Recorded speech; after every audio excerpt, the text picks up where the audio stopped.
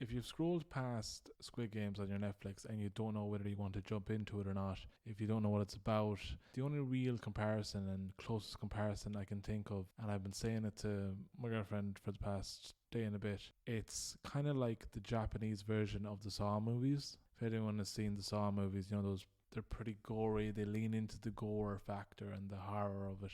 Now, Squid Games doesn't go as far as Saw does, in my opinion, but there is that kind of vibe to it. And like I said, with Japanese shows, they put their own unique spin on it. So when I was watching it anyway, I thought, okay, this is similar to Saw, but it's not so similar that it's boring or that it's played out. It's its own unique thing. So if that helps you kind of make your decision on whether to watch Squid Games or not, I would definitely recommend watching it. The show just keeps you guessing. It keeps you on your feet. And each episode is maybe 45 minutes to an hour long.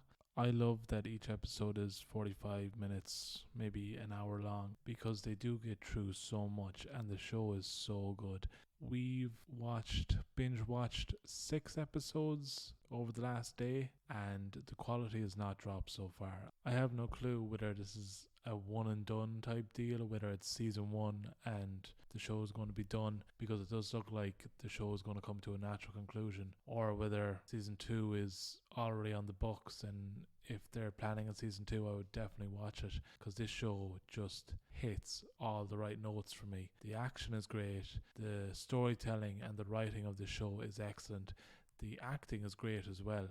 Even as an English speaker watching a Japanese show, it's dubbed in English, but sometimes you lose the oomph and the effectiveness of what's happening. You don't lose that in this show, and as well as that, the acting for me has been top notch in this show. The character development has been great as well. Each character knows who they are, but as well as that, you aren't 100% able to predict each character and each character's actions. For instance, there's one stage in the show where you think a character is going to turn into a villain and be the bad guy based on one decision he makes, but the writing in this show is more complex than that, and they keep you guessing. At no stage can you guarantee that you can look at a character and be like, okay, I definitely know what they're thinking. I definitely know what they're going to do next. You can't predict that in the show, and I love that. Because when you're able to predict what's going to happen with characters, it's almost like why you're watching it, because you want to be surprised, you want to be entertained, and part of entertainment is not knowing what's going to happen. So the entertainment is very alive with this show. Hi guys, hope you all enjoyed this short highlight clip. If you did and you want to check out my full episodes, you can always check out my podcast Finding Yourself up on Anchor FM and Spotify. The links are available in the description. Thanks for listening.